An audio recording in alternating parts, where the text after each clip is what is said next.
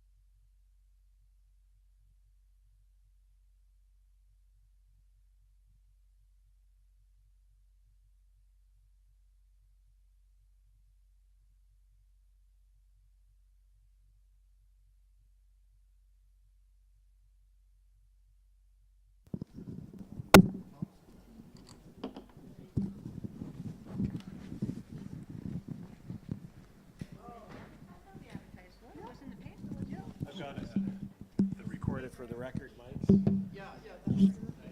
Oh, I'm sorry. Yeah, here. What can I sing? Let it be, let it be. I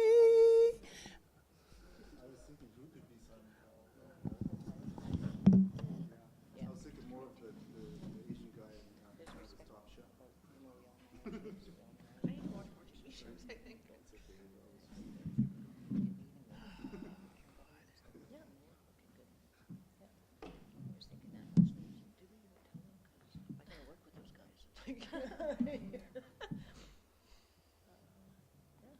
Well, I can maybe say that maybe a couple of the committee members will volunteer to do a dance for us. Michael, I've seen you. You can I dance. think it's funny, this is the first time we've all been here, and, it's just us. Yeah. Us and our camp followers. You can say you have one. Yeah. I'll be your official Yeah. person who came. You guys did dance, you go viral. Get Wally dancing a couple months ago. If Jackson Lafferty was here, I'm sure he would start us on a dance. Yeah. Yeah. Where's Jackson? I haven't seen him lately. And you know what I like? I can even read the font without glasses, so I'm really impressed with you. Let me guess, size 16. At least, yeah. Well, Jan tells me we're being broadcast, so, Okay. But yeah, Michael said that if you'd like to wait till like, not sure what time you'd like to, but, and then you can start with your opening remarks and then just say, as we don't have, as no one from the public has shown up, then if committee doesn't have anything else to say, we can adjourn. That's what we've done for like Bill 20 when we had no one show up. sorry, you just started things off and. Yeah, like you would start and like say the agenda and then you could do your opening comments and then just at the end where it says any public submissions, then you say there's no one, says that no one from the public Okay, has. so do you want to do your presentation or no? Or the other thing, the other option instead of doing that is that because we are on TV, is that we could actually talk to the audience, which is Yeah.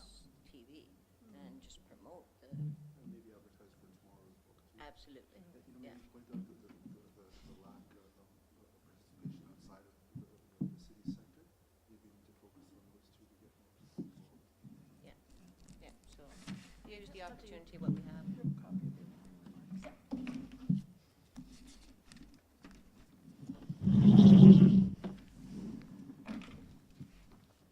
We'll do the presentation as well, Jen. Okay. Might as well have those. We do have an audience, a captive audience. Yeah, they love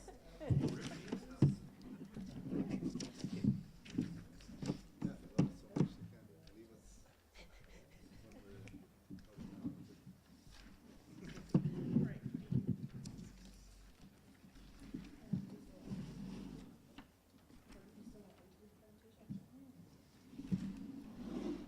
Is it live, did you say? It is. I have a presentation, I have a copy of the presentation. Yeah, so if it's live, I mean, we might as well make use of the opportunity and try to appeal to the Yeah, people that we might be will. watching on TV. We'll go through our piece here. When we were on the road, we were using a less formal format, but we have an agenda for tonight's meeting, and it's a single issue agenda, which is to hold this hearing in Dettah on the how to increase the representation of women in the Legislative Assembly. And we will start with a prayer, and I'm going to ask Sunny Blake if he would say a prayer for us. You asked him before, right, though? Oh, no, you're supposed to ask people before. No. He does his best work on his feet.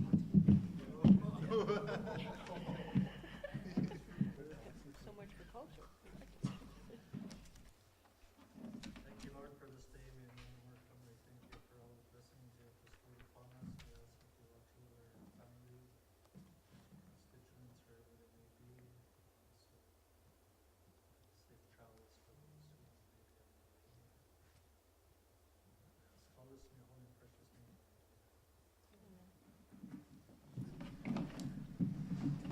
Thank you very much, Sunny. So review and adoption of the agenda, which just has one item on it. Does somebody want to move that? Okay, thanks, Tom. Are there any declarations of conflict of interest? Seeing none, today's committee business is this public hearing on increasing the representation of women in the Legislative Assembly. I'd like to thank those of you who came for coming, and I want to introduce the people who are with me. And so I will start over on my left with Jennifer. Jennifer Franki-Smith, committee clerk. Caroline Cochran, MLA for Range Lake. Michael Madley, MLA for Mitchell. Tom Boley, MLA for Tuneda Willade. Lou Siebert, MLA Tapacha. Good evening, Herb Nakamak from the Nukput. Thank you, and I'd also like to introduce Kathleen Knuch, who is our researcher for this committee. And the purpose of this microphone is to ensure that there's a good quality recording. It doesn't make anything louder. So this committee is chaired by me, Julie Green. I'm the member for Yellowknife Centre. And this committee was formed in the fall to recommend solutions to increasing women's representation in the 20th and 21st Assembly. So that's 2023 and 2027. So what we are going to do is produce a report that will identify the barriers that women face in running for elected office, describe incentives that might mitigate these barriers, and recommend changes where appropriate to current rules of the Legislative Assembly, related legislation, policies, and/or programs. We have invited input from a broad range of stakeholders and organizations in the Northwest Territories, such as Indigenous governments and organizations, municipal governments, chambers of commerce, non-governmental organizations, and professional societies. Committee also wrote to women who are in leadership now or who have been in the past to ask them to participate. We are also, sorry, we've done a few of those things. I'd like to set the stage for today's discussion. And so I'll just start with a brief overview, and then I'm going to go to the committee clerk for a more comprehensive presentation. The reason we're here is that only myself and Minister Cochrane are women in the Legislative Assembly. That makes 2 of us out of 19, and 2 is the normal number. There were 3 women in the 16th Assembly. In past elections, more than half of the ridings didn't have women candidates. They chose not to be on the ballot, although when they are on the ballot, they tend to win at about the same rate that men do. So with this issue in mind, members of the Legislative Assembly passed a motion to establish a goal of increasing the representation of women to 20%, which would be a total of 4 women by 2023 and 30% by 2027. The Speaker of the Legislative Assembly then tabled a discussion paper on how to increase women's representation in the Assembly by establishing a number of seats using a method called temporary special measures. So I'm looking forward to hearing what you think the specific barriers are and the ways to reduce them so that more women will participate. I'd now like to hand the microphone to Jennifer Franki-Smith, and she's going to go over in a little more detail about what the barriers and incentives are and more about the temporary special measures. Jennifer.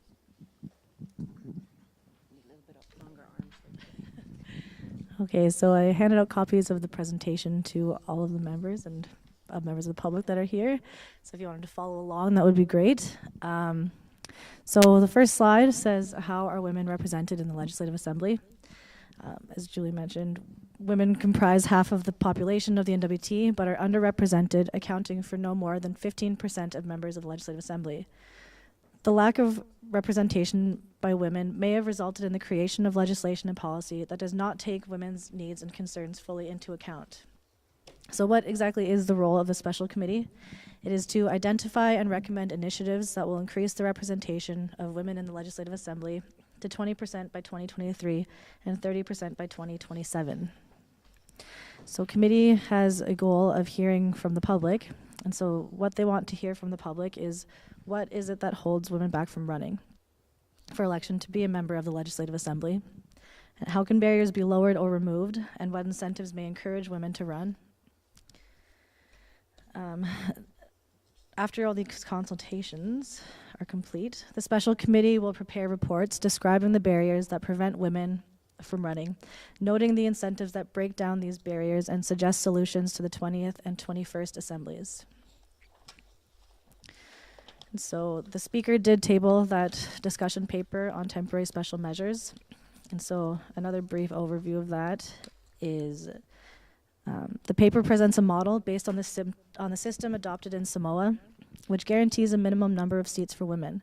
The paper describes how this system could be applied to elections for the NWT. The special committee was created to look at these various options.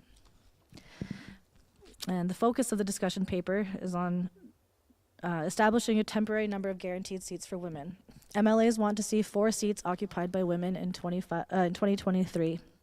And if fewer than 4 women were elected, women who lost would be appointed to meet the goal.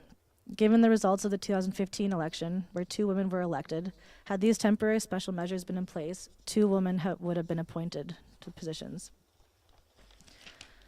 So, what would these results look like? The results from the NWT in the elections in 2015, 2011, and 2007 show how this scenario would have played out. To achieve the target of 20% women, 3 additional seats would have been required in 2015 and 2011. 2 additional seats would have been required in 2007, as 3 women were elected. So some potential solutions that committee has discussed is to establish a quota for seats for women using temporary special measures, provide a financial incentive for women to run, such as a refund on campaign expenses based on results, provide daycare costs as part of the constituency work allowance that MLAs receive, establish regular sitting hours for committees so parents can plan ahead for their family lives, continue to offer campaign schools that provide women with skill development, including messaging, fundraising, campaigning, and managing social media, and use online tools such as Equal Voice Canada's Getting to the Gate and learn more about political life and campaigns. And so, how you can get involved with giving your input on this committee is you can send an email or a letter to myself, the committee clerk, at jennifer_frankie-smith@gov.nt.ca, or you can attend any one of the public meetings. We do have one tomorrow at 7:00 p.m. at the Legislative Assembly building in Committee Room A. So I hope we get many people out there. And if you have any questions, you can send me another email or give me a call at 867-767-9130, extension 12009. Right. And thank you.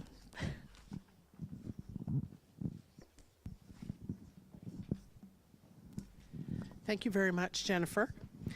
So this is the point where we open it up to the few people who have joined us here. If any of you wish to make any comments on the goals that we've set for ourselves of increasing the representation of women, or you have any comments about the presentation and the idea of temporary special measures, we would appreciate hearing from you. Is there anyone who would like to make a comment?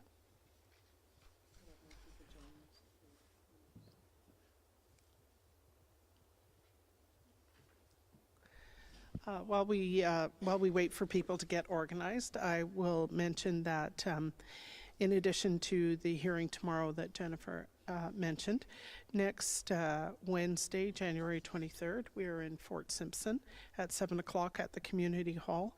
And then at the beginning of April, we will be going to a few different places. To Inuvik, Tuktoyaktuk, Betchko, and Norman Wells. And so there will be other opportunities to participate. Thank you for joining us.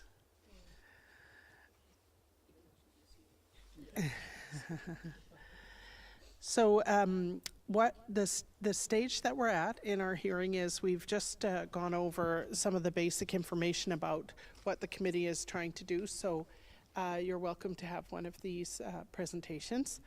And we're interested in hearing from anyone who might have comments about our mandate, which is to investigate barriers and solutions.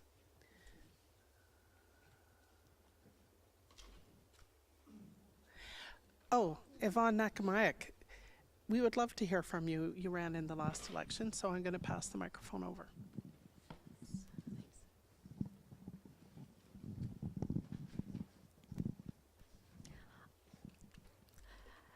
Thank you very much for hosting the meeting here in Dettah, and it's hopefully more people will show up at the next future events around the region and around the city of Yellowknife.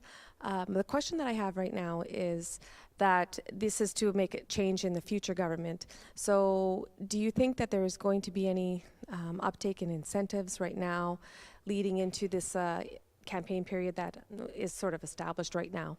Is there anything that anybody is looking at that or that can affect or impact?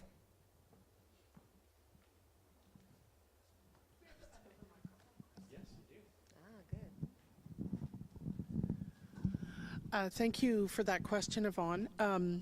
The committee has been talking about doing 2 reports, an interim report that would address policy changes within the Legislative Assembly that concern things such as how constituency work allowances are spent and whether they can be spent on daycare, and sitting hours that would be regularly scheduled so that people could plan their family lives around it. So we were talking about doing an interim report, and that would be available before the election so that women would know what kind of policy changes are in place that may be of benefit to them. The legislative changes, which is what would be required if we were going to assign a number of seats to women, that would not happen in the life of this assembly. It would be recommended, if that is in fact a recommendation, it wouldn't take effect until the next assembly has a look at it. So, can I ask you a question? So based on your experience of running last time, what kinds of incentives would have been helpful to you in running your campaign and deciding to become a candidate in the first place? You're right. I think a lot of it centers with, especially with women, and no offense to the men that got elected. I'm sure they all have families, and my husband has families, and you know, the idea that it's only the woman who thinks of the children, but a lot of times moms do. And I found with mine, I did my best to ensure that my daughter had a plan to be in school, but the minute I went on campaign trail, she was like, I need to come with you. So I adjusted for that. So actually, so not just so much as daycare expenses, but I actually had to bring her along with me. And not to every community, but I brought her to a few of them in order for her to experience and understand what I was doing, so that there was comfort in the household as it was evolving or potentially evolving. And so sometimes I don't know if that would affect, if a policy change could be for that, for during campaign, to allow for childcare expenses during a campaign, as that being an eligible expense. I think, you know, I found a way to make that happen, and but it was something that I didn't really expect that needed to occur, but it did. So that's what I would suggest. Maybe there's some allowances in there about what are eligible expenses, might also assist and build in future campaign trails. Now, of course, you know, if you don't have to leave your community to campaign, that's really not an issue, and it would remain as childcare. But for those who have multiple communities to go to, I think maybe that's a consideration that could be looked at as very helpful for people who are thinking about campaigning and leading in areas outside of the regional centres. Thank you. Yeah, I just want to respond to Yvonne. Thank you for that, Yvonne. When the Chief Electoral Officer came to talk to the Rules and Procedures Committee about the election last time, she said she had accepted receipts for childcare during the campaign period, so that is already something that she will accept. So if someone is paying for childcare while they're campaigning, she will accept a receipt for that purpose. So don't let that be a reason not to do it. Okay, over to Carolyn. Thank you, Emily Green. I just wanted to get an expansion on that. Can you hear that? Is that picking up? Oh, okay. So I just wanted to get an expansion on that.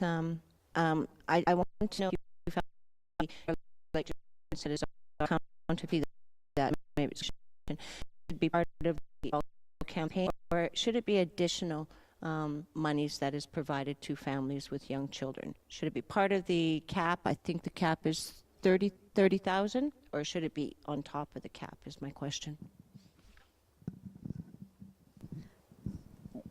I think it would be additional. I mean, there's limitations already for what people have to do when they're traveling, the cost to travel right now, the cost to host events. Even if you are not moving around too much, there's a lot of cost to cater and put on events and to do things in order to get your name out there. The cost to ship things, the cost of of developing tools and stuff to help promote yourself. I think those would be useful to, don't compress those anymore. However, when I was commenting about that, I actually had to fly my daughter with me. So it wasn't just childcare expensive, it was air travels too, so she would accommodate. Of course, she would stay. It was only the additional expense was the airfares. Yeah. So something like that, that's what I was more getting at for people who you know, may have to really help take their child with them when they travel on the road for certain times. That was my case for part of the time when I was there, and it seemed to be a big challenge. She even came door to door too. She didn't like it when it was -40 though, but it was November. That's what you did. Yeah, it was a tough campaign last time because it took place as winter was coming on. So is there anyone else who would like to offer any comments on the question of how to increase the representation of women in the Legislative Assembly?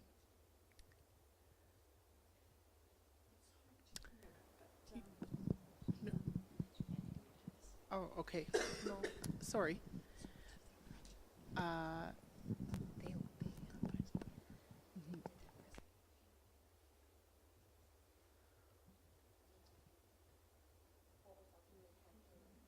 Yeah. What would help you decide to run, and what would help you to be successful?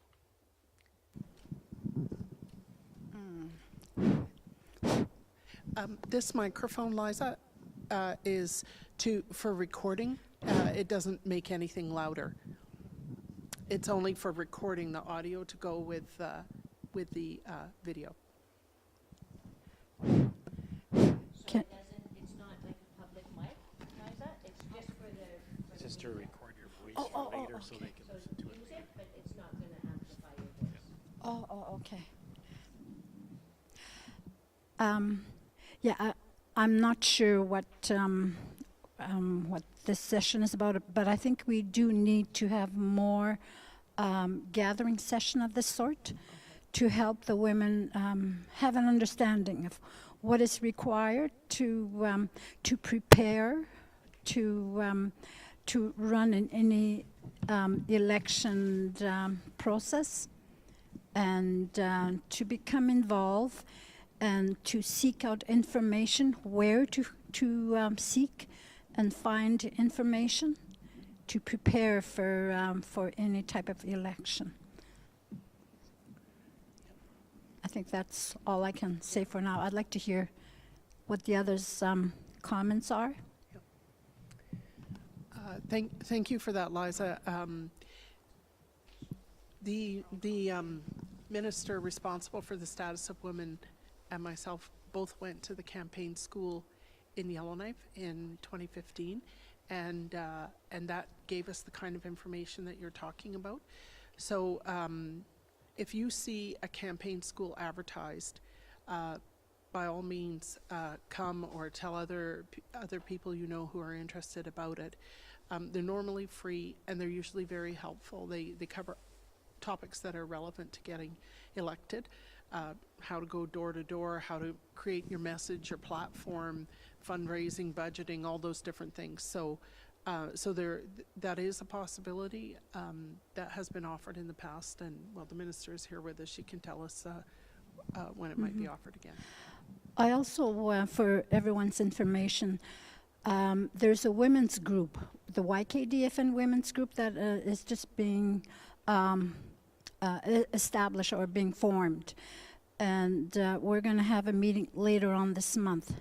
And hopefully, we're not sure what type of an organization, society, or something like that. Maybe that's a start where we can address ways to get women into leadership. And I'd like to get more young women, especially, to go into leadership, to help the young women. So I think it's a good start, and we'd like to have this type of meeting sessions with the leaders. I agree with you, Liza, about having training or workshops that would be available maybe even to high school students in grade 12, saying that going into this world, into the adult world, say if you want to run in a campaign of some sort, I think that would be a helpful step getting outside of high school, going into the real world as well. And I was just reading through your handout with potential solutions, and I really liked how you guys referenced the Samoa people of New Zealand and their concept of reserved seating. And I think that if we want to be a bit progressive and move forward and encourage women in politics, that might be one solution to look at. I think what they started out with was they had 6 reserved seats, and not all of them were filled the first time they started that. But I think that might encourage more women to come out if we have that sort of model to go after as well. Just my comments. Do you want to say anything? No? Okay. Can you tell us what your name is? Jessica Landry. Thank you very much. Yes. Megan, to you or something? I just want to respond to that. Thanks for your input.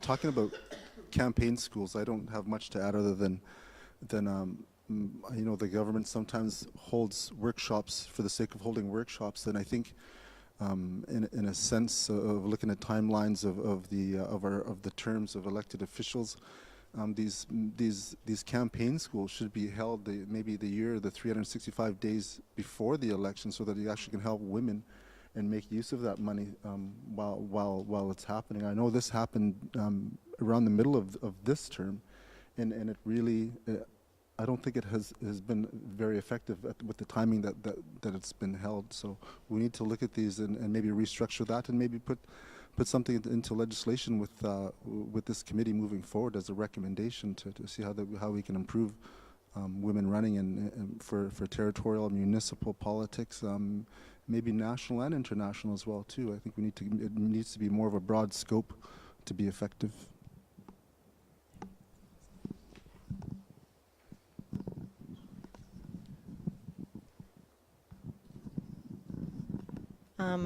So I'll address that first. We are doing campaign schools. We're mandated. We're doing 2 a year. The problem with only doing it once a term is that we're not only trying to get women into the Legislative Assembly, we're trying to get them into Aboriginal governments and into municipal governments, etc. Those aren't on a 4-year term. They vary the elections. So point taken, though, and we are trying to expand it. We're just developing a curriculum now. I'm speaking as the Minister of Status Woman. But back to this committee where I am. I'm going to try to say this in a politically correct way. I apologize if you take offense before, but I need to ask this question. Some communities are more accepting or more pushing women to run. Other communities I find that are very traditional. Within communities that are very traditional, that it's known that usually men are the leaders, men are our chiefs, men are our leaders. How do we break that without insulting the community? How can we best enter into those communities? So, I don't know if you can answer that, but I'd love to hear your opinions on that.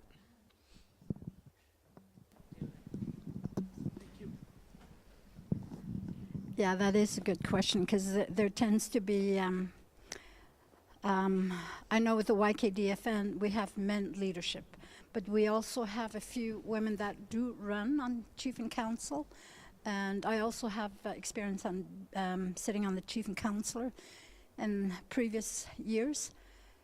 But yes, there is, I guess,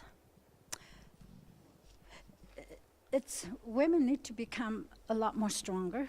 They are strong, but they need to come forth and be able to express their views, opinions, and their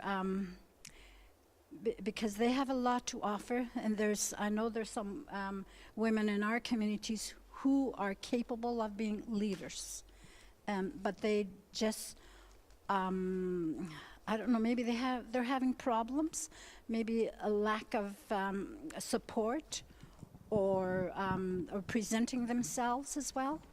So it's the process that and maybe financially as well. So I think maybe a lot of our women need to come together, and I'm hoping that something will break through with our women's group that are being formed, because I feel that it's going to help some of our young women to go into leadership, because I see some, like I said, there's some young ladies who are very strong, very educated and smart, and so they need that support, a breakthrough to get out there and present themselves.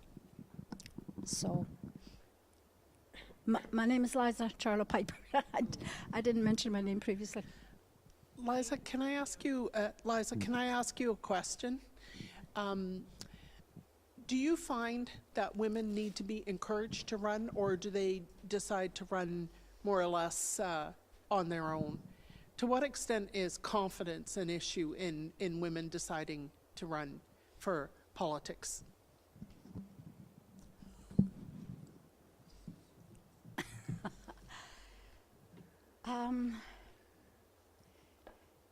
Maybe some do lack confidence.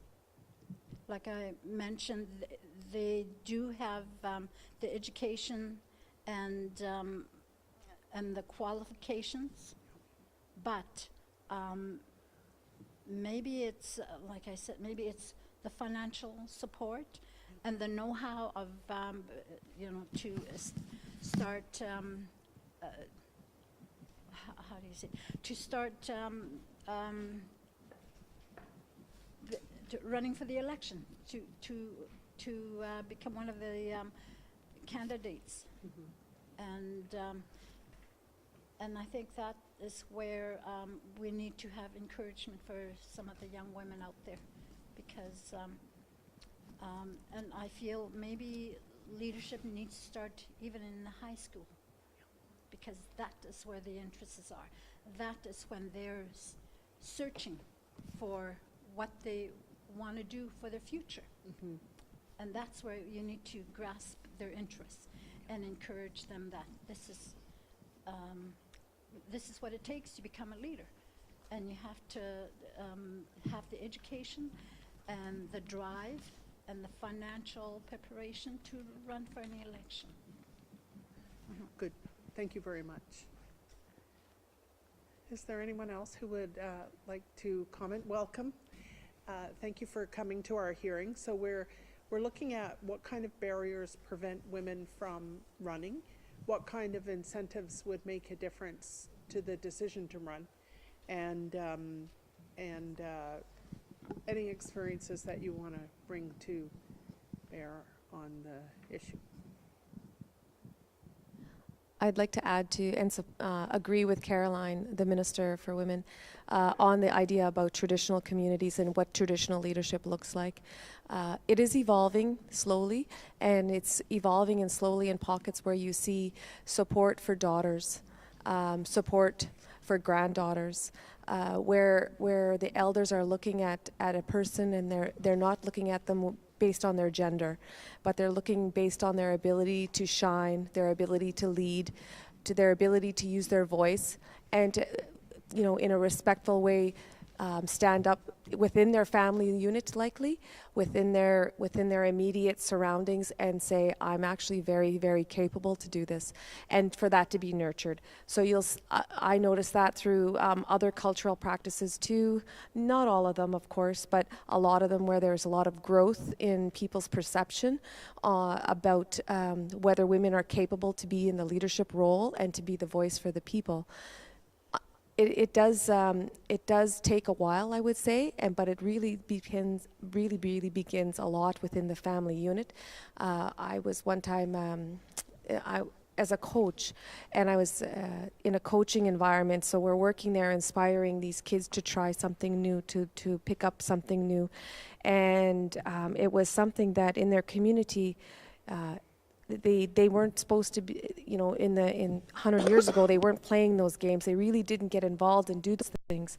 But their grandparents were looking at them, and they were young girls specifically, and young boys as well, but they were just like, well, that's my granddaughter, and I love her. And I want her, she's having a great time, and I don't see a problem with this. And that was like a large lift of energy that cleared the room.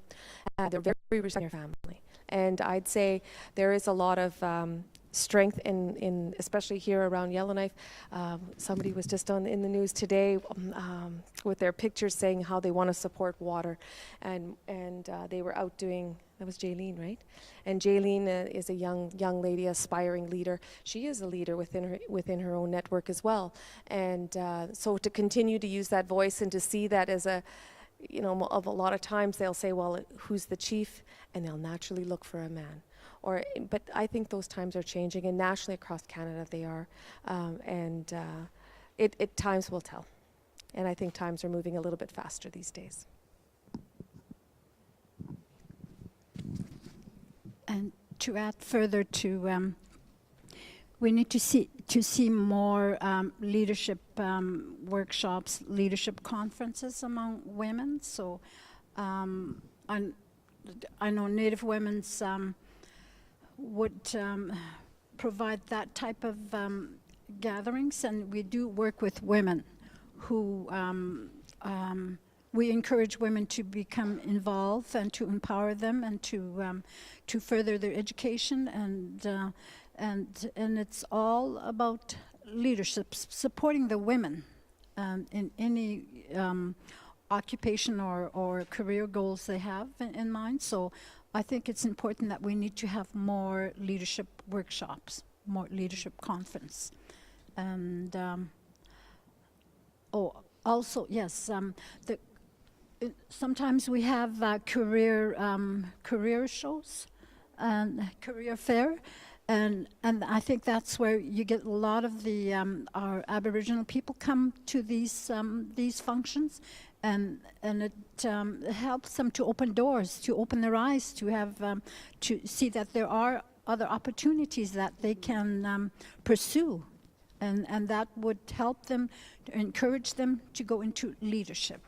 So it's information. They need to be fed information, to workshops, and a lot of that information to empower them. And so information is powerful. So I think that's where it's at.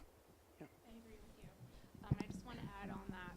I think if you want to encourage more women as well, and we want to kind of start that at a young age to foster that mindset that women are strong, that we can kind of get into any type of position out there, that we're capable of them. And I agree with you as well that we need to nurture and through loving care and support. But I think at the same time, I think we need to approach maybe some of these youth organizations or these youth clubs and be like, this is what's out there, this is what you could become if you're older. For example, if I was 12, if you asked me like 15, 17 years ago, if you asked me what do I want to be when I grow up, guaranteed I probably would not have told you anything about politics. Yep. I want to be a teacher or an actress or whatever. Politics at my young age was not something I thought about because it was not something that was encouraged, and it's nothing I had access to. And I was involved in a lot of sports clubs and a lot of youth groups. So I think if we had some sort of involvement in that and we started at a young age and encouraged that sort of mindset through strengthening and nurturing, I think that would also help this as well. That's a really good point. So do you think that doing it in, say, grade 10 Northern Studies, would that be soon enough? I'd say as soon as they hit high school, in grade 9. As soon as you start learning about the world and geography and all these sorts of other things, especially in high school with all the politics that goes around, kids are getting more involved, they're more interested. So I'd say as soon as they're in high school or even grade 8, because I know at Willaday, when you're in grade 8, you're in high school at that point. And that's part of the curriculum as well. So I think if we want to start them off and get them involved and encouraged, I think grade 9 or grade 8 would probably be the best age. Thank you. That was very helpful, and I appreciate your suggestion, Liza, about going to the career fairs. I haven't heard that before, and that was really useful. Yeah, it would give people an idea when they are already looking at careers. So, yeah, thank you for that. So, welcome. I see we have another person who's joined us. Welcome. So we're here discussing what it's going to take to put more women into the Legislative Assembly, what the barriers are, what kinds of things might be helpful to women to get into the Legislative Assembly. So if you have any thoughts you want to share, Jennifer will bring you a microphone. We're just using the microphones for recording. Yeah. So while we're just sort of having a little time out, I'm going to ask the minister to give us a little update on the campaign schools for this year.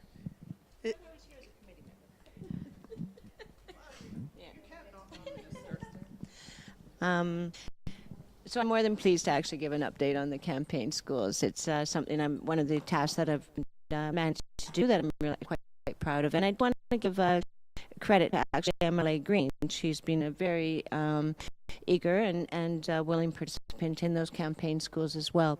We both have the same goal, that we'd like to see more women in politics. It's not that we want women to take over. The reality is that women think differently than men. We think better than men. We think differently than men. And so if we don't, and we represent half of the population. So if we don't have half of our cabinet or half of our leaders in all areas, then we're not representing half our population. So campaign schools right now, we done the last 2 years, every year we've done 2 campaign schools. We've done one in Yellowknife, one in Hay River, Inuvik, Fort Simpson. There'll be more coming. We're at the middle now based on those 4 that we've done, and I want to thank Yvonne actually for facilitating one of them as well. We're taking that feedback and we're going to develop a campaign school for Made in the North, looking at what worked, what didn't work, what we need to expand on. Once that's done, we're still mandated to do 2 per year, but we're looking at how we can maybe change that, because 2 per year isn't going to, we have 33 communities out there. So 2 a year isn't going to address. It'll take us 20 years to get to all the communities. That's not okay. So we're also looking at the funding that we have. So just finishing up our Made in the North campaign school now. We have a hired consultant to do that work. Once that's done, we're going to be looking at ways to get it out.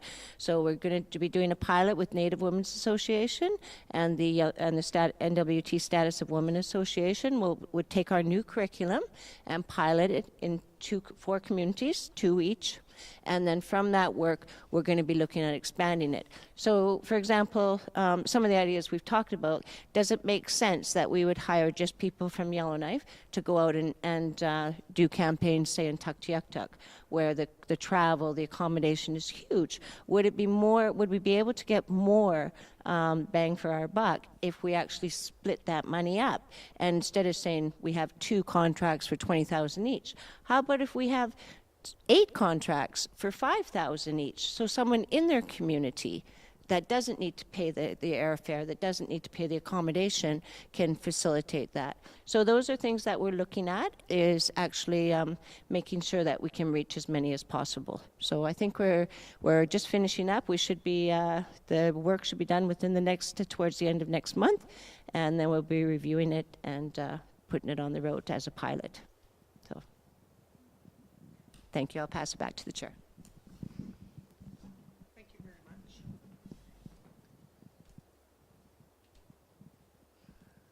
Does anyone else have any questions or comments? There's a lady there in blue jacket who'd like to speak. Could you give us your name when you start, please? My name is Sarah Plotner. Sorry, I have a cold here. But anyway, just kind of going through some of the, I guess, mainly my history. I'm a Charlo, so we have great leadership background. My dad has been private chief here in the community. Thinking back on how we were raised out on the land, so we know that history, we know the understanding of being out on the land. I feel that my leadership I own with family, because I've raised 4 kids, plus I have nephews and nieces that have been part of their life, and feel that. So that's that's where my whole background has geared to. I've never, I thought about, running for a certain position, but it's not right now. It's not my goal. Basically, I look for leadership, and being a part of the First Nations and things that I've, committed. I've always promoted our people for educational background. I've ran the career fair here in the community. I was emceeing last year for it, and I've created that program back in '96, I think and it's been over 10 years that we've ran that. So it's been very successful. So, just being a part of that and helping people, that's where I'm more interested in. And I think creating some kind of maybe workshop in various communities or places that's called leadership, Women's in Leadership, might be a great idea to promote more, women to be in leadership programs.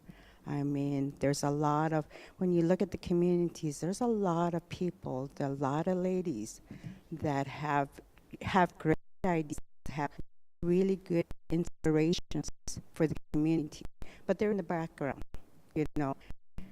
And that's how, I guess basically that's how I was raised, You've always been a part of it. But my dad always taught us that, how it's my brothers that understood it. I've always passed that on to the kids and given them that experience. So a lot of it, there is good leadership out there. There's a lot of good people out there.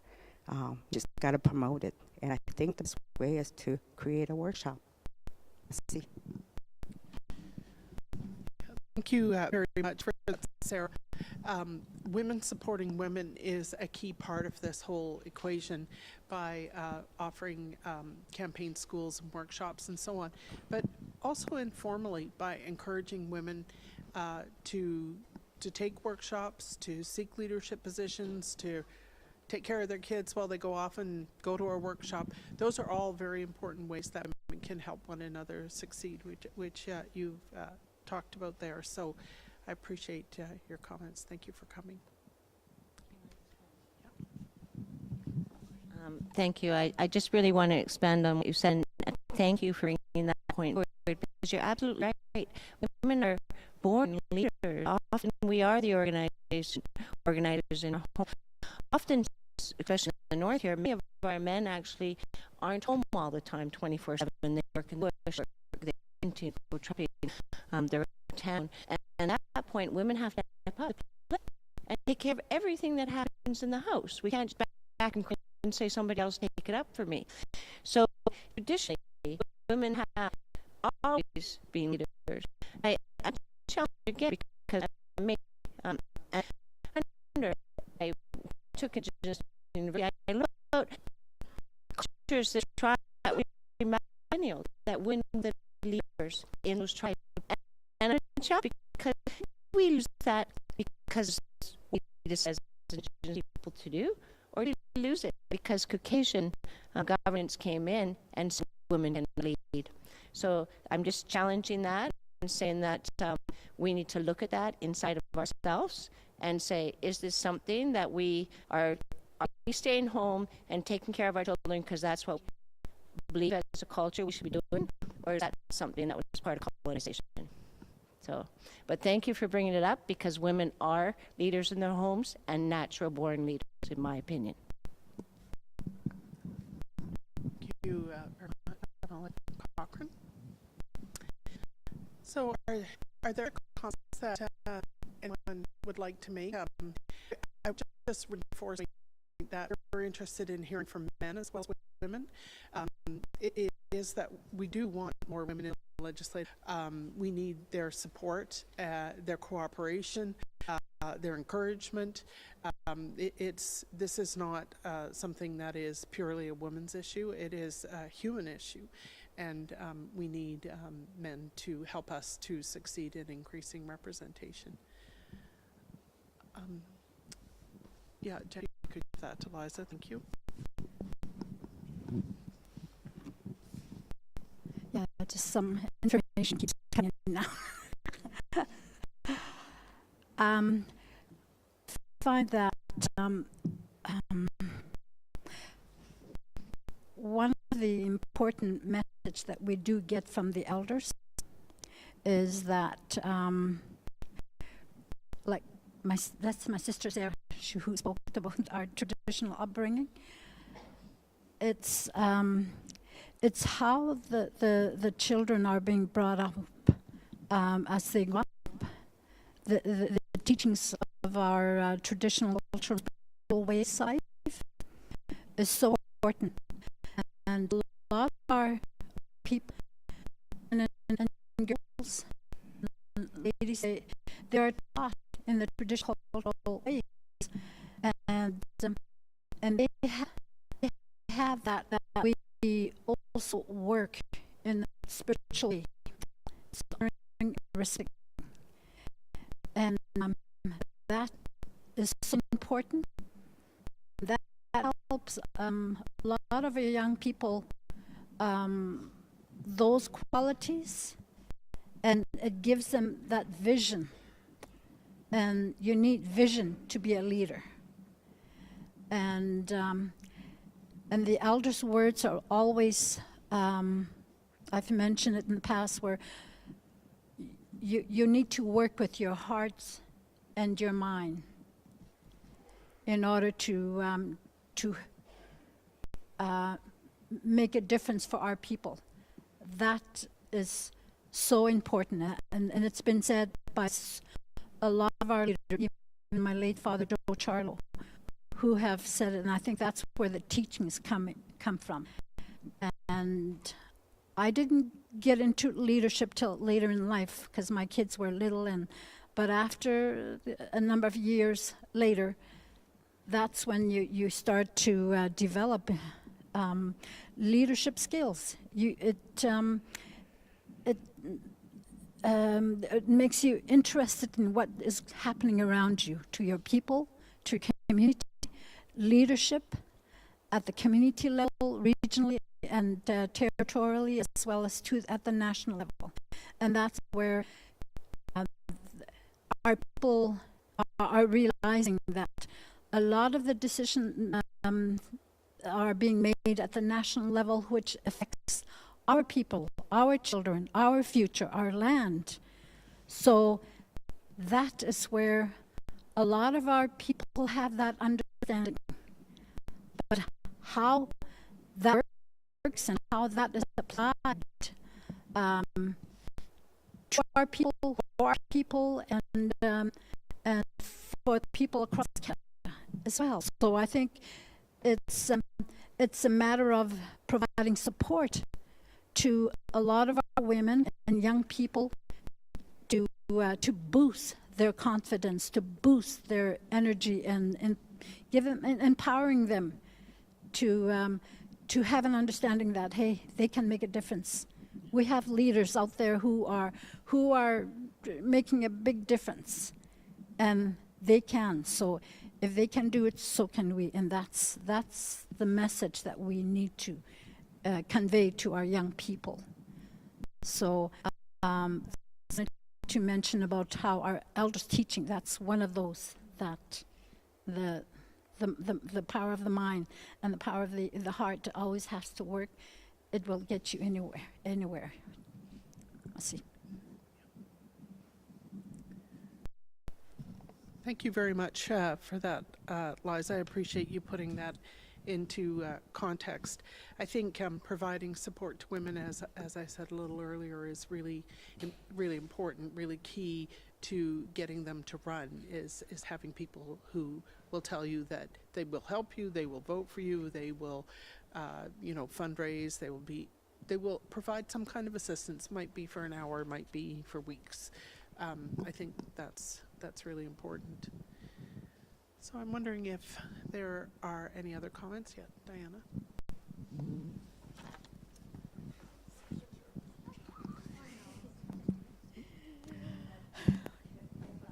men can speak.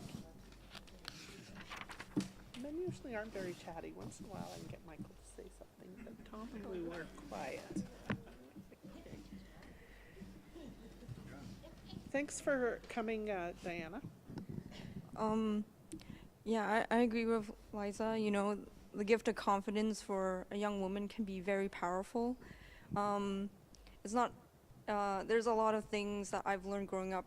There's so many things that I think as women we internalize, and that it keeps us back and keeps us not very confident, and it lowers our self-esteem.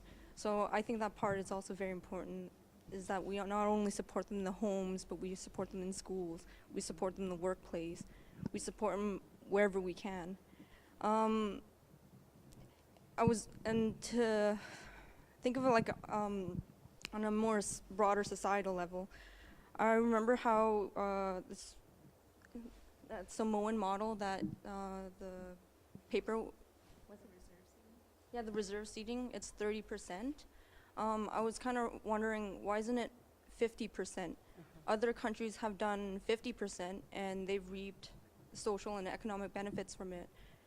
So I guess my question is, why isn't that 50% supported? I mean, not like, I guess it's not like not support, I'm just kind of like wondering why it's not talked about. That's all.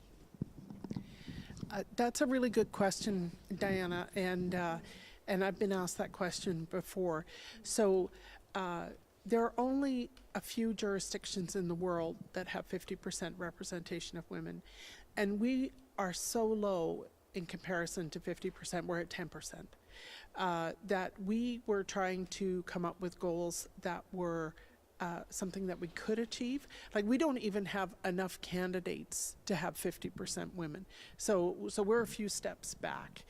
And so what we went with 20% and 30% is sort of a gradual approach. And 30% is a threshold that the United Nations set through their Sustainable Development Goals.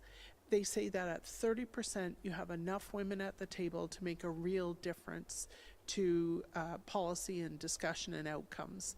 And so that's what we were thinking. But of course, we're half the population, we should be half the representatives. But I think that we were trying to set ourselves up for success instead of disappointment. And so that's why we chose that smaller number. Yeah. Thank you. Oh, okay. Would anyone else like to talk? No, I'm good, thanks.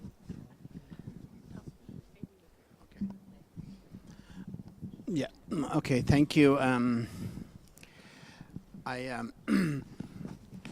have thought a lot about how we could increase representation of women in the Legislative Assembly. This kind of interest sitting and listening to Liza. We started when I first became the member from Willowday, including Willowday. Before I was with member for Dettah for 8 years, and then they added Willowday to the riding. So I didn't know anything about Willowday, essentially. So we started, Liza and Jennifer, and we were meeting regularly, going over some of the issues that were being faced in Willowday. And I kind of sitting here listening to her and thinking that's probably something that may work for this purpose, is to create like members creating a group of women to bring that perspective to the House, and at the same time orientating women that may possibly be interested in politics and be interested in becoming MLAs, and working with them to to prepare them. And I guess in effect, if an MLA is going to run again, then you would be working to try to orientate your opposition, and which is something that I would do, but I don't know, I'm not sure that everyone would do it, but I kind of thought that might be a good, interesting way to increase the amount of women that would run for office, at least. Because as far as I know, no one from Willowday, no woman has ever run in Willowday, right? And in Tuneda, I'm sitting here just thinking about it, and I think that there's only been 3 women that have run in Tuneda, and in Tuneda, 1 was elected, and then the second one was she was defeated by a large margin, and then the third woman that ran in Tuneda just lost by the slimmest of margins. And so at least in Tuneda, in a way, we've had not a lot. I mean, if you compared with the amount of men that have run in Tuneda, it would be. I'm sure that even my first election, there were 6 men running. So right there, that's twice as many as all the women that have ever run in Tuneda, period. And I don't even know that anyone has ever run in Willowday. And no women, I don't think, has ever run in Willowday.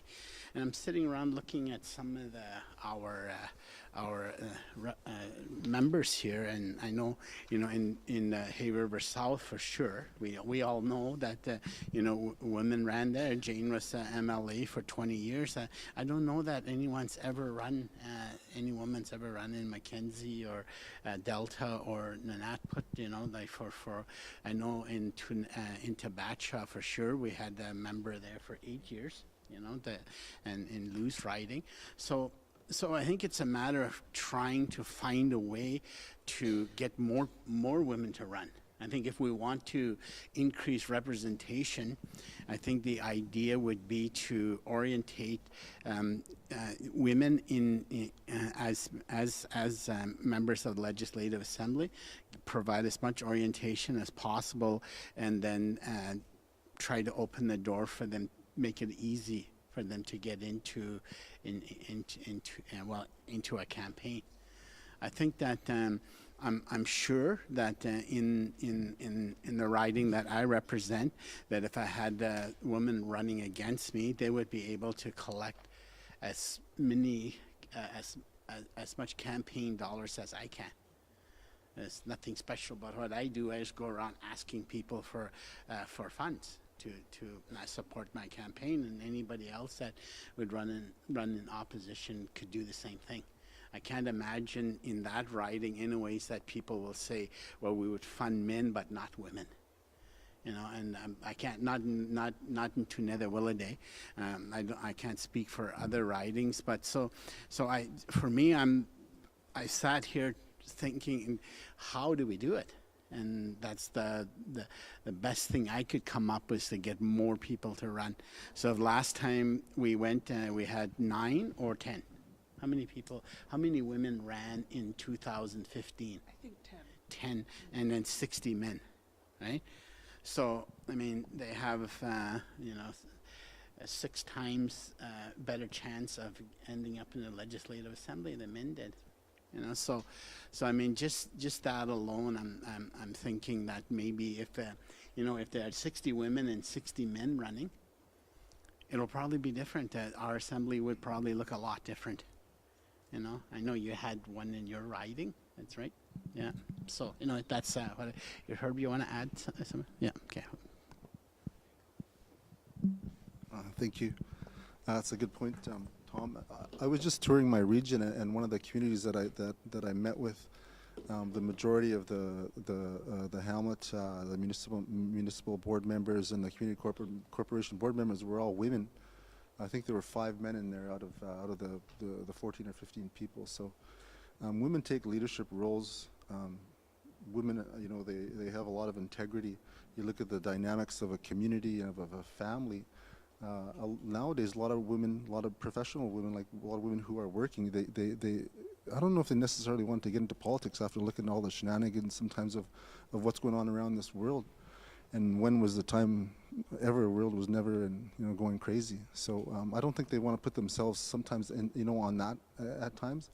Given the dynamics of their family, they want to ensure they have a solid income, that they can still stay home and take care of their kids, and their education is important. I think looking at those, I wouldn't say those are barriers; those are actually qualities of women. That's why A lot of women choose to take on full-time jobs that sometimes pay well, allow them to travel, and allow them to build up themselves, with education, whether it be at work or at a post-secondary institution or whatever it may be.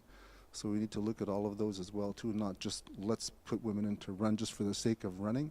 We really need to look at the outcomes of this and make it something solid. 4 or 5 years from now, we say we did this, but what are the outcomes of this? What do we want ultimately, and how are we going to bring that message across so that we can convince women to run in the legislature?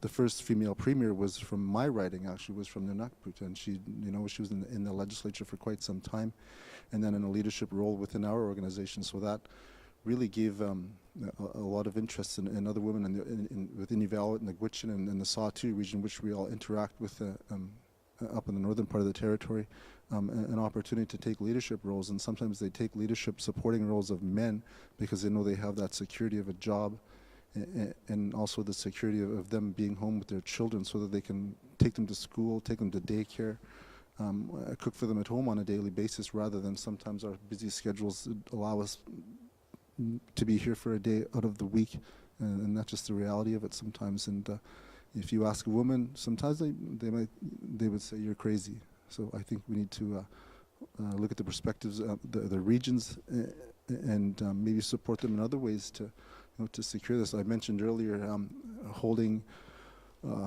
campaign schools, 365 days before the election, so that the funding is actually there. And rather than spending funding on traveling around to the communities, let's use that money to actually do these campaign schools and make a difference that way, rather than throwing money away at times when we should be spending it on actually getting women involved and supporting them financially if we have to. That's what we mentioned earlier, and earlier last week. Is financially, it's hard to. In my region, it's very expensive to travel.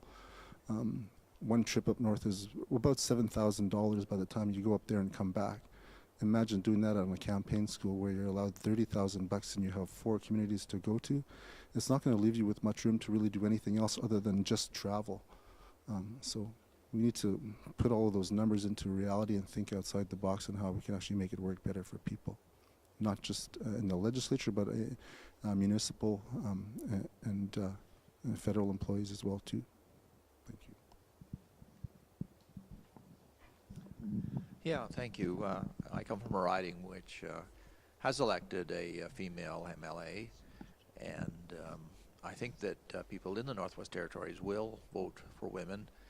Ethel Blondin won many times in the Northwest Territories, and I think in some of those elections she won virtually every seat. Every poll in the Northwest Territories, or almost every poll. As MLA Green has pointed out, that when women do run, they win about the same rate as men do. So the issue is, how can we encourage more women to run?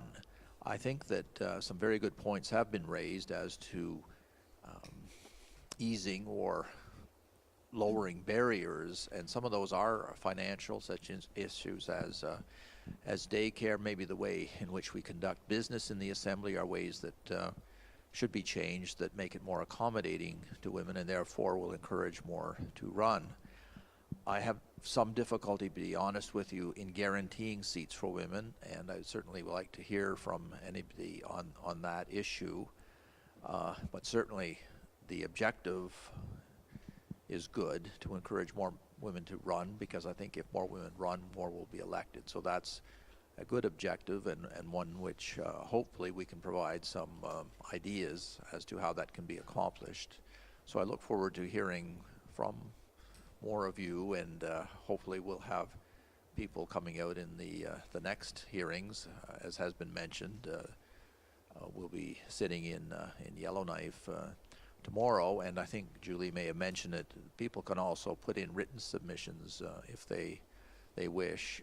As I say, I'm very encouraged from what I heard. I think we've heard some common things in the meetings we've held, that we do need to reduce the barriers to women, and to me the more complex issue is, should there be guaranteed seats?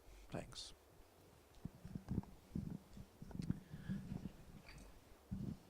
Thank you, Madam Chair. Yeah, wanted to acknowledge that we're on the traditional territory of the Yellowknives Dene, so I just wanted to acknowledge that. I think the discussions that we're having kind of is verging on the idea whether we support this process or not. And it's fairly clear that, you know, there is a political will to see if there's changes that could be made. And I'm quite pleased to be part of this process. Recently, about 2 weeks ago, I had an opportunity to talk to Peter Hope in my language, in the Dene language, and explaining like what this whole process might mean. And I'm trying to explain it, of course, to elders that more likely will be here in my interview. So, you know, I kind of highlighted that there's deep-rooted traditional beliefs in terms of the role of men and women. I think we all know that.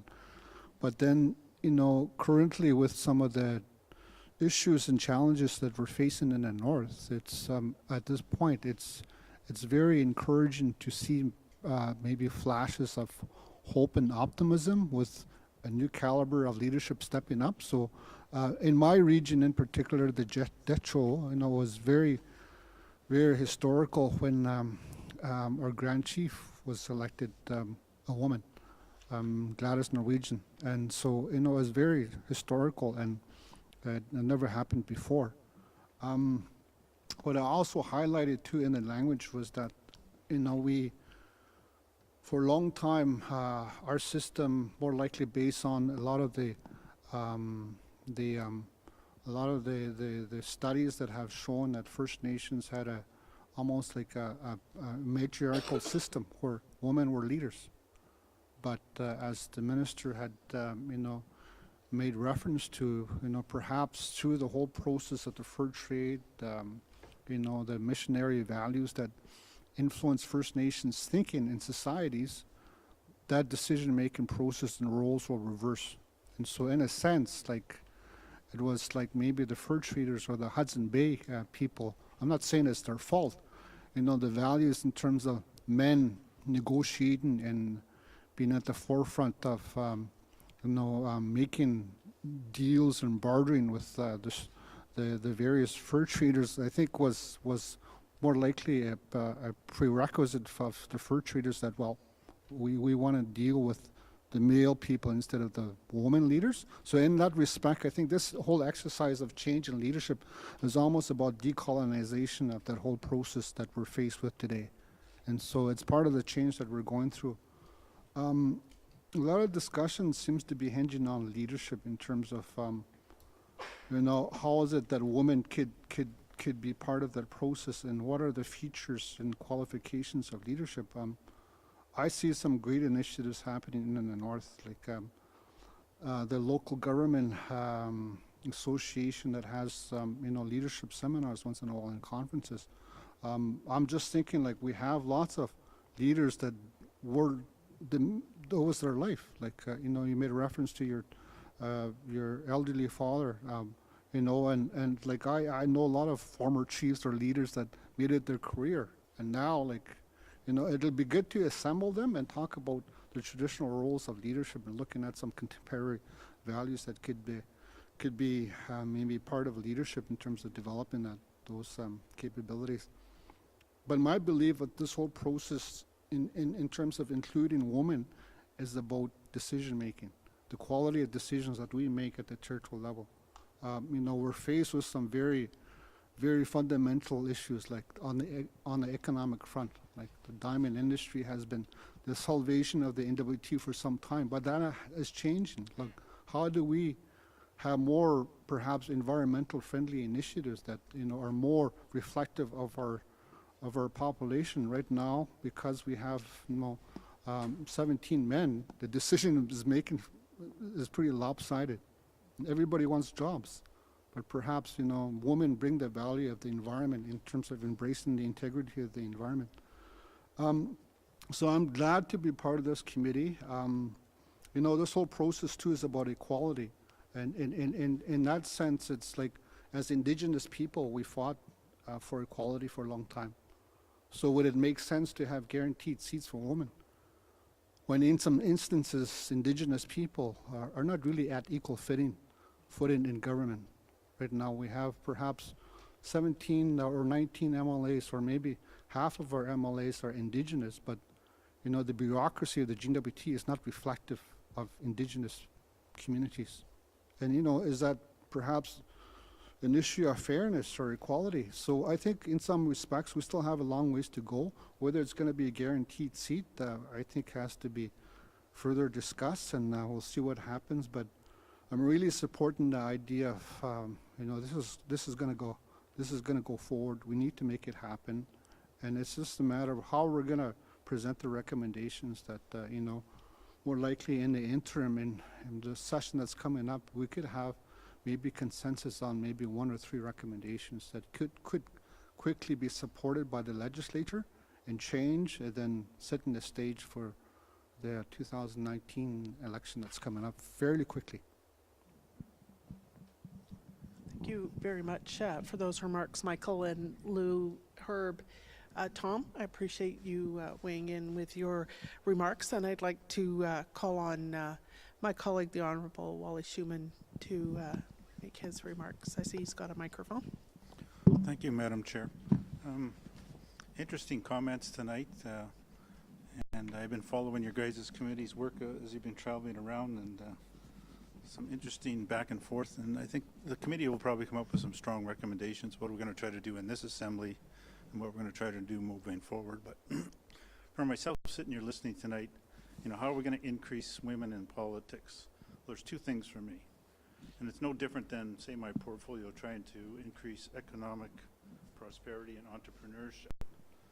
And the way I've always looked at this, and I think this is one of the things that your guys' committee should take into consideration, it should be a 2-pronged effect, is how do we encourage more youth to be interested in this, and how do we get them to be more involved? So when you sit here and you talk about what we're talking about tonight, I started thinking about our Parliamentary Youth Council. Well, the last one we had was just about all women. I think there was 2 guys, if I remember correctly. So if you look at that as an indication of where we're going, of level of interest anyway in the youth, you would say it's probably more women interested at a young age anyway in politics than men. But I think to dig down, when you start digging into it a little bit deeper, and I was sitting here thinking about when I was the Métis president, a lot of these things, and Eliza made me think about this in her comment about the schools, because when I got involved with the schools as the Métis president, I think the barrier to leadership, and this is a story I always told students everywhere I go. I said at the time, Barack Obama was probably the best orator in the world, and he probably still is. But is there someone out there smarter than him that could have been the president of the United States? And no, I don't mean Donald Trump. But there is people out there who probably are smarter than Barack Obama, but would never be president because they will not public speak. Now, probably every one of us in this room know a lot of people out there that we'd want to push or recommend to be some type of leader in our community, but they won't do it because of public speaking. Because public speaking is one of the biggest fears of people, right? I think we'd all agree on that. Usually it's public speaking or getting burnt to death. That's usually what most people say. So I think, you know, one of the recommendations I'd like to see coming out of this is, I was reflecting back when I was in high school, because we had to do a play or read publicly in the classroom. There was only probably 2 or 3 of us that would willingly do it, and most people would not do it. And if we could get more people to, you know, early in school, in school age, to engage public speaking, it would totally change the dynamics of leadership across, not just the territory, but across the country or globally. So I think that's one of the things we got to really consider. The other one I want to mention is about having, you know, either the workshops or Liza's work group coming to the assembly, because we don't ever think about how intimidating that building is. And I never thought about it till after I got elected and I was there. Maybe I had enough confidence I didn't worry about it. But the more and more people you talk to are very intimidated about our building. And I think that alone is a barrier to getting more women into politics, unless they're more exposed to, you know, just the mechanics of the Legislative Assembly, to be comfortable in that building. Do you want to be in that arena? Do you want to be sitting down on that floor, speaking to your colleagues, speaking to the residents of Northwest Territories, or for that matter, you're on Bell, you're speaking to Canada. And, you know, you've got to be comfortable to be able to do that. And I think those intimidations actually hold a lot of people back. So for myself personally, I'd like to see something in there around public speaking in the school system, or how we're going to introduce that, you know, in a more educated manner to be able to get people to come out of their shell and be able to do that. And maybe that's even a barrier at the adult level, I believe, because I know a lot of people that, even in Hay River, some ladies that wanted to run for either MLA or mayor wouldn't do it just because of public speaking. And, you know, those are real dialed down simple things, but I think they are barriers to this whole thing. Yeah, I appreciate that, Wally, and I agree with you. I think people are intimidated by public speaking and by speaking in the forum that we work in.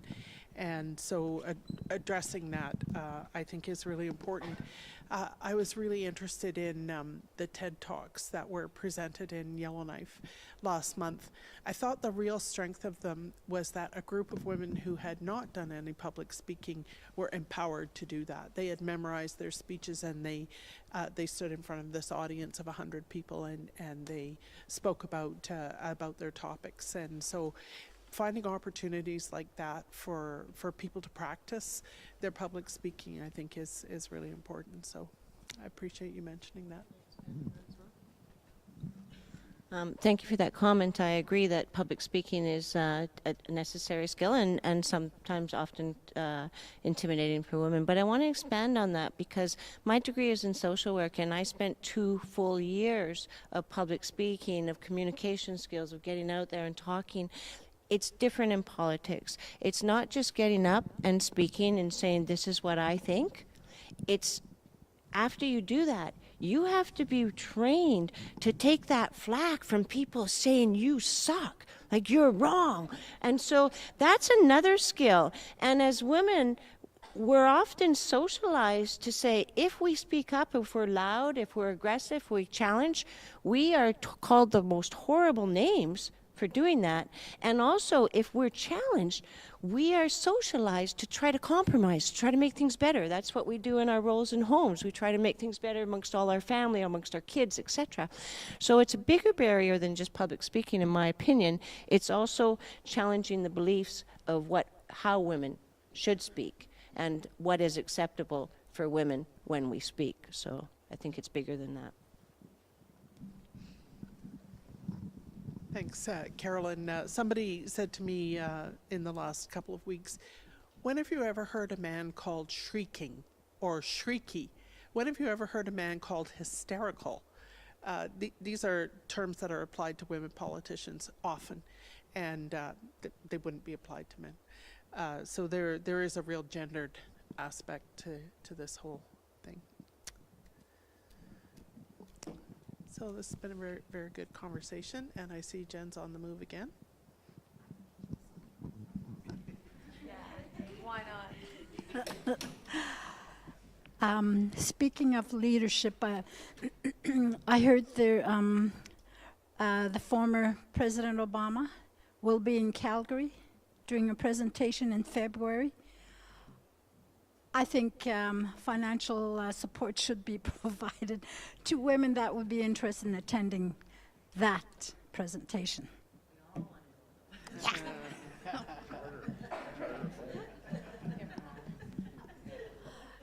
One comment too to add about what Wally had suggested around public speaking, but even about what women should talk about. A lot of times people, it's some of the comments that were said around the table was that, you know, we need to balance the discussion to be more balanced about from a holistic purpose of what government is, and that naturally women present would change that. And well, that's because we would make it better, stronger, more productive, likely so. But they also sort of focus us around the more social side of life. And when you said social work, I was like, yeah, well, it's okay to talk about social work because it's more of a woman's role, potentially historically, or traditional to be that way. So to have a woman running the Department of Infrastructure is likely something that most people would naturally tend to go to, and they'd have to really, really look at this qualities and leadership capabilities and the education level of that person in particular. But they will also, I would think, naturally go to choose a man. So we have to sort of bash out a little bit about what the gender roles should be and sort of neutralize that in a way. But also, I think making room for women and the debate that's there, I think making room for women, I think, is a smart thing. It's a safe thing, I think, for men too. You know it's going to get better. You know it will make the discussion more productive. It always has around the kitchen table, and it will in the Legislative Assembly as well. I'll see. Thank you. Would anyone else like to make any remarks? Yeah, Sarah, go ahead. Hi.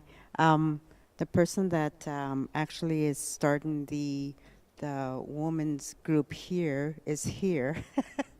So, yeah, she's starting this. So we're just kind of gearing it up. So I'm, eventually we're just trying to figure out exactly what our role is or what we're planning to do with this whole women's group. So it's going to be an interesting, I'm very excited to, be a part of it.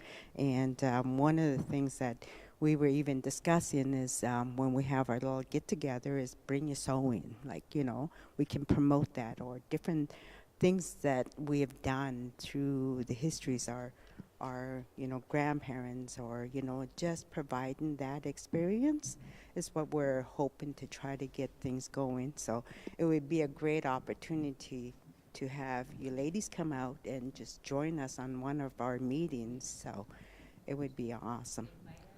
Sure. Thank you. I don't know if she wants to provide any more information or not. I can speak a little bit about why we thought it was important to start a women's group within our community of the Yellowknives Dene First Nation, so the communities of Dilo and Dettah.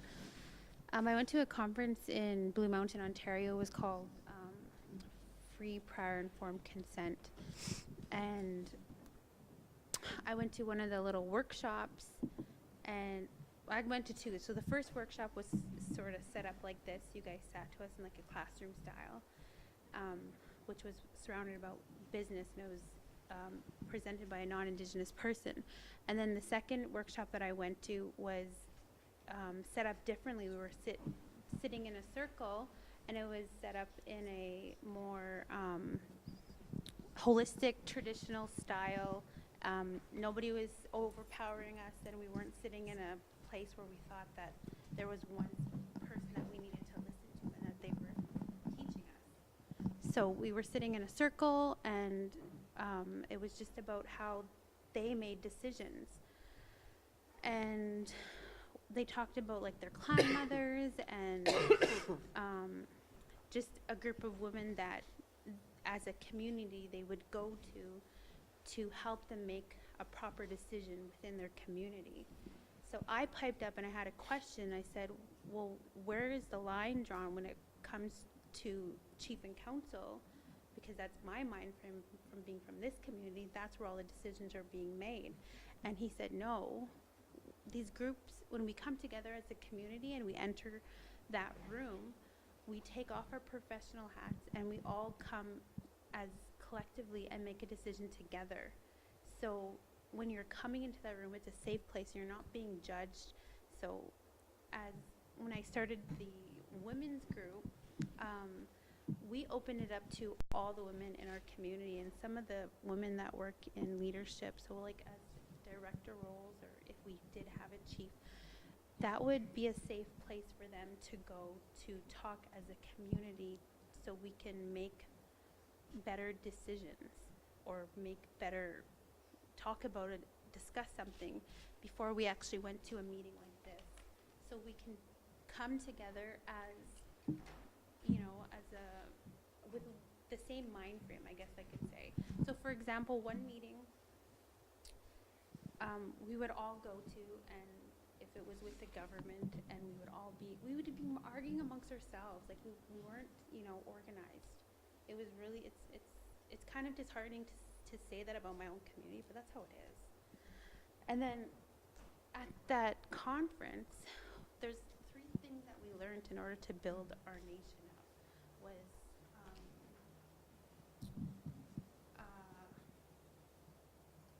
the first one was organize ourselves, nation building, and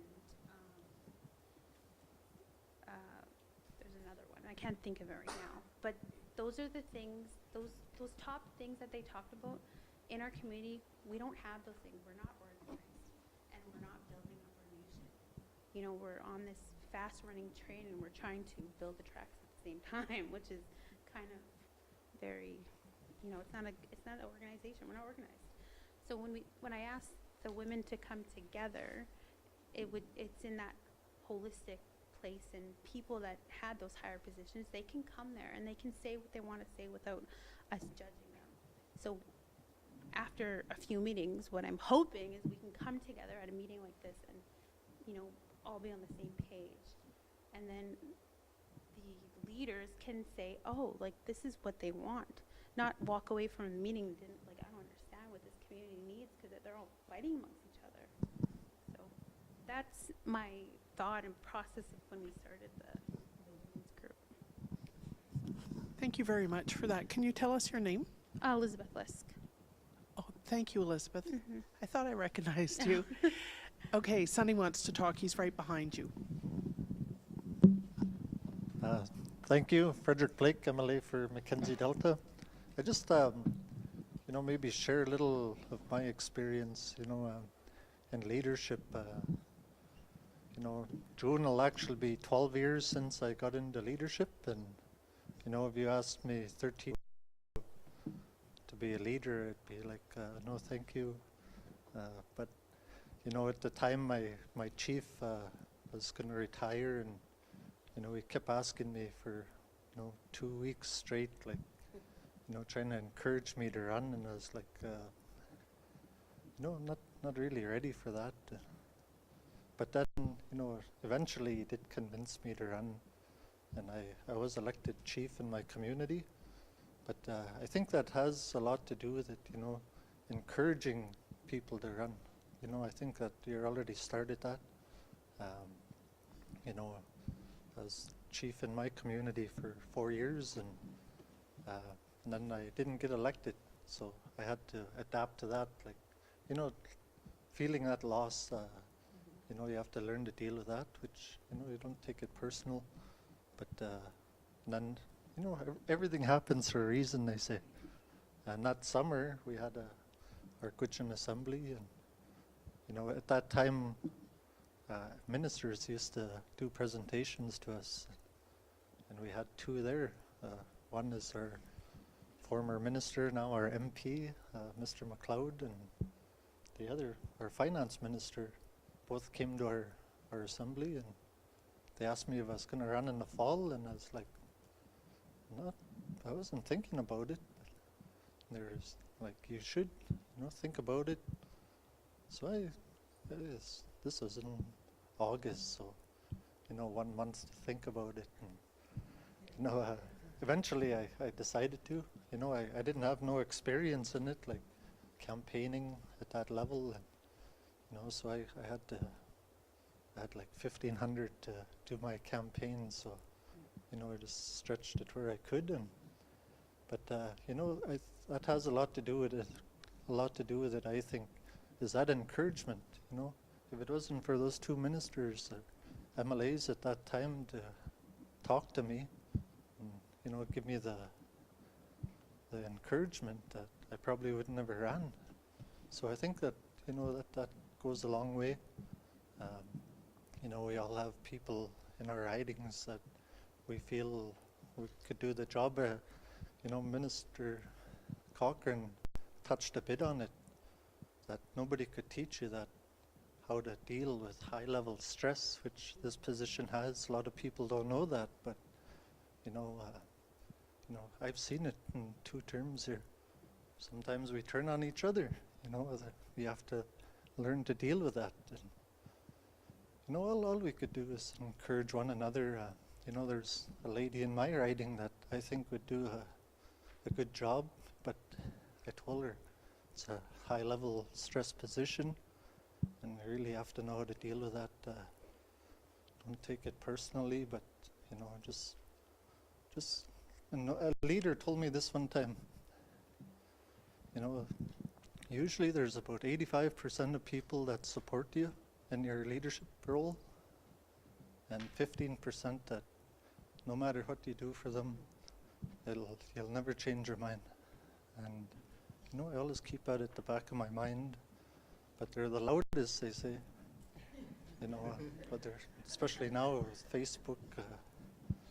You know, it's challenging, stressful, but you know, we do have supports out there, people in our ridings or community that we could talk to that help you deal with that, which is very important when you're a leader. I'm just thinking some of the things that we deal with, but you know, those are the sort of things that you know, people need to know, ladies need to know before they run. But there's always help out there. You know, since I first got elected, I've seen an increase in youth or young people representing our territory, which has increased this last term by 3 people. And even that, before that it was 1 person, you know, middle-aged, but all the rest were older, which is fine. I mean, it's really challenging running in leadership at a young age, but you know, when you have that support, whether it's from the community or depending on how many communities you represent, but I'm hoping that helps people. But you know, I'm not trying to discourage anybody, but you know, it's really important that you know, I'm sure Caroline touched on it a bit, and yourself, Julie, some of the stresses we deal with. You know, like in small communities, we deal with high levels of concerns, and we're expected to get 100% of them done. And it's very challenging because we don't make those decisions that our ministers a lot of time do. Deputies are given those responsibilities, and we'll never be able to do 100% of what we're told to do, even though we want to. And I always try to explain that, you know, my last election there was, you know, I was probably running at maybe 90%. You know, I said I wish I could do the other 10, but you know, it's just out of my hands. You know, and it's really important that you explain that. You know, those are some of the challenges we have, but you know, and you know, especially representing small communities, because a lot of times, you know, we're left out. We see it in programs and services that we get, and you know, it reflects on us. But you know, it's really important, like you have that network in your communities that, you know, especially with this group that this young lady's formed here, you know, that it's very important to have that network. You know, you support one another, and I'm sure we'll see her at the polls one of these times with her name in. You know, and you know, it means a lot when leadership talk to you and say, you know, I hope you think about running, or so really think about that. I'm sure a lot of people are watching on Facebook, but you know, those are some of the things that affected me into putting my name forward, and you know, just thought I'd share that. Thank you. Thanks very much, Sunny, for talking about that.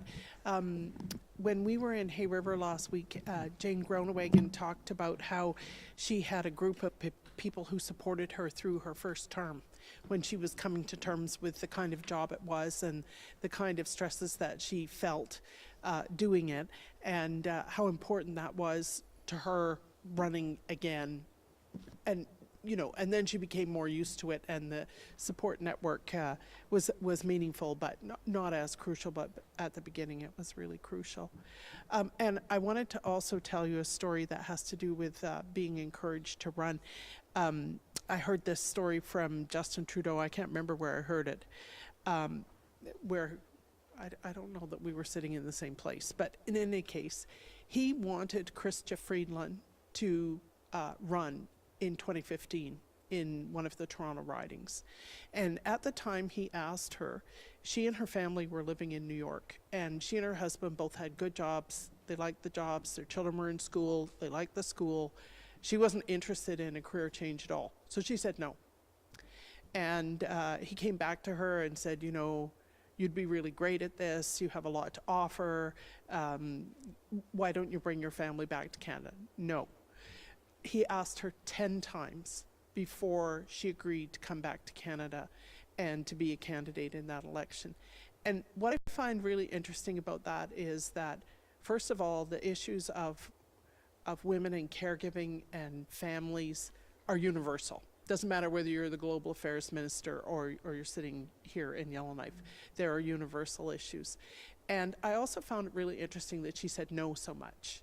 That she wasn't interested in moving her family. She wasn't sure she had the qualifications.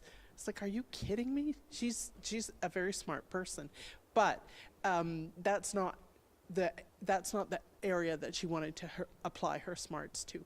So I found that really interesting, and the contrast to that is that he said often when he asked men if they would run, they would say yes right away.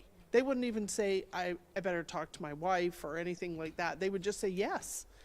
And so there's a difference there in the way that people need to be encouraged and how they react to that encouragement and how they balance their ambition with their family life and and all the other things that go on in their lives. So I was happy you told that story, because I think that asking people to run, you can be very influential if you're already elected. So you could be that person, Sonny, for the next generation, and any of us could, now that we have had some experience here. So appreciate you saying that. Sure. Thank you, Frederick Blake, for, I'm used to calling you Sonny, but thank you, Frederick Blake, for bringing that up, because it's because it's really important that people do recognize that there is stress within this job. One thing I don't think that is being addressed is actually ageism within the women's population as well. And I want to share that story because as MLA Blake was bringing that up, it reminded me of an experience, my first experience into his region. So I walked into one of his communities, and I want to start off by saying I am not the youngest minister. I'm almost 58 years old. I'm definitely not the youngest minister in cabinet. I'd like to be able to say I am, but I'm not. So when we all walked in, the whole of cabinet walked into this riding, and we all walked in together. I heard no comments. It was ever quiet. The ministers are here. But I heard a comment as I walked by, and it was made by women. And two women sitting in the audience said, "She's too young to be a minister." And I thought about it at first, because I like to pick my battles. At first I started to walk forward and just ignore it. And I thought, no, I can't do that. So I turned around and I went back to the women in a respectful way, because you need to be respectful when you challenge beliefs. And I said to them, because it was a few years ago, I said, I'm 54 years old. How old does a woman have to be run to be a cabinet? If I wait much longer, I might have dementia. So I just want to say this as one more barrier that women have. There are many ministers and MLAs that are younger than I and Julie, and look visually younger, I hope, because they should. But why do I get challenged? Why do I get challenged as a woman when I am no younger? The majority of us are around the same age in cabinet, but I was the only one that got challenged because I was too young to be a minister. By women too. Okay, these are the things that we're rising above. So would anyone else like to join in the conversation or add anything to what we've been saying?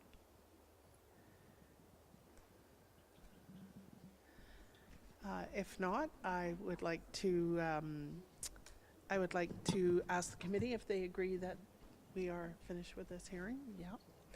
So on behalf of this committee, I would like to thank all of you who joined us today. We really appreciate the time that you've taken to come and talk to us directly. That's important to the reports that we're going to write, and we're going to take your comments into careful consideration and make sure that they're reflected in our final report.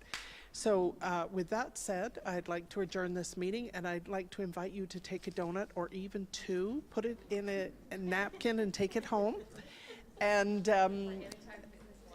yeah.